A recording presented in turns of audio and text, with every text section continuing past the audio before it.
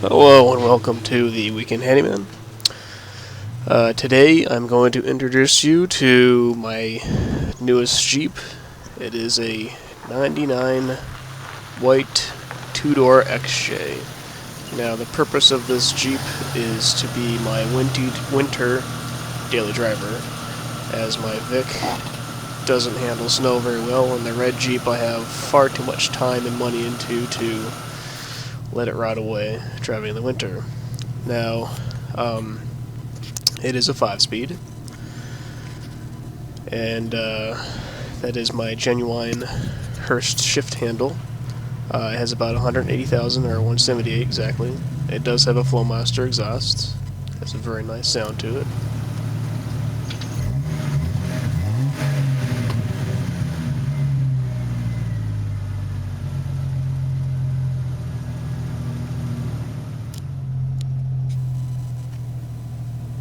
There is no radio. I do have an aftermarket radio to put into there. It did have a check engine light when I bought it. However, I knew exactly what the problem is because the same thing happened on my red Jeep. There is a connection between that hose and the charcoal canister, which is behind that metal box. That is essentially, I believe it's a vacuum line, and it goes all the way to the gas tank. Is usually a rubber line that rots off. So all I have to do is get a piece of vacuum hose and put it back together, and you're good to go. Just clear the check engine light, of course. It does not have any rocker panels. At some point, there is a hole in the floor as well. At some point, somebody decided to fill the rocker panels with that foam, and apparently a roll of paper towels, and then they obviously put this diamond plate crap on there. Those are also rust holes as well. All of which I'm just going to clean up a little bit and touch up so it doesn't get any worse over the winter. And then come springtime I'll order a floor pan and all the rockers and burn those in. That is my Flowmaster, by the way. Overall, it's in pretty decent shape for what I paid for it. The paint's good. It needed a good washing when I first got it, because at some point somebody had it parked under a pine tree. So it was just covered in a slight pine dinginess. And the interior is pretty dirty, but, that's kind of what you expect with a cheap used car.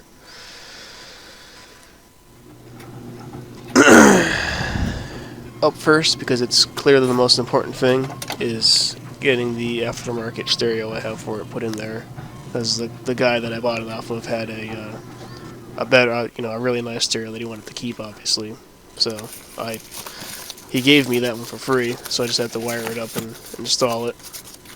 Now, of course, it is also not without any other issues. I mean, it's just a cheap used Jeep with 178,000 miles on it. I need to do a U-joint on the passenger side, upper and lower ball joints on the passenger side, and the wheel hub assembly is also bad on that side.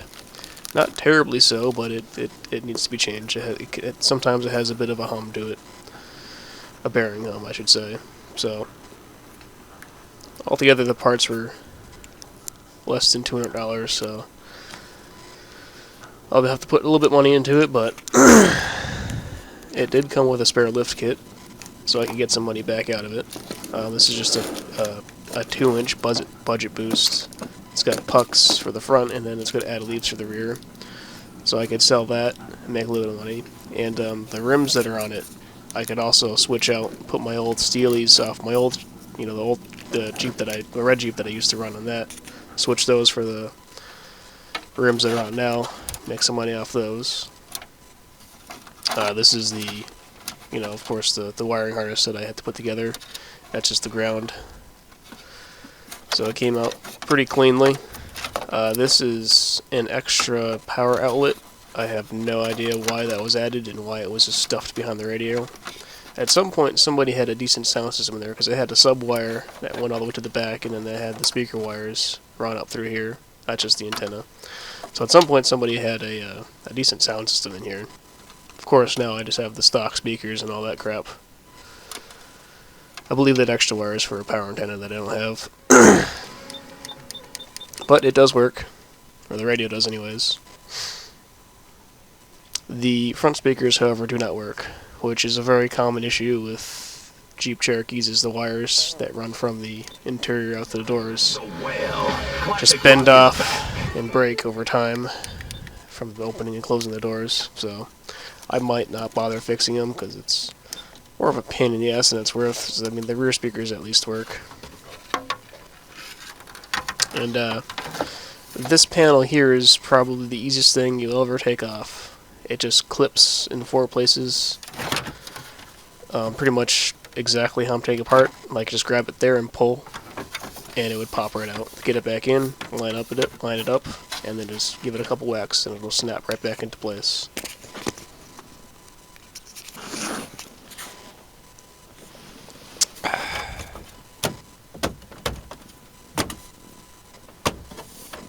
And the interior panel goes back on, just like that.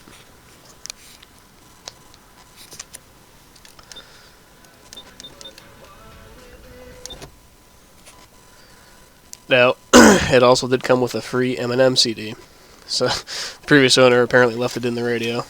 So, that's always a bonus, I guess, because who doesn't like Eminem? And like I said, the interior was pretty nasty, because at some point somebody had a dog, somebody also smoked in here. I don't know if it had ever been cleaned. So I did a really good vacuuming, and then went and shampooed all of the seats with this pressed stone interior cleaner. I would recommend it to anybody who wants to clean their interior. But that has it for this first introduction to this winter snow pig.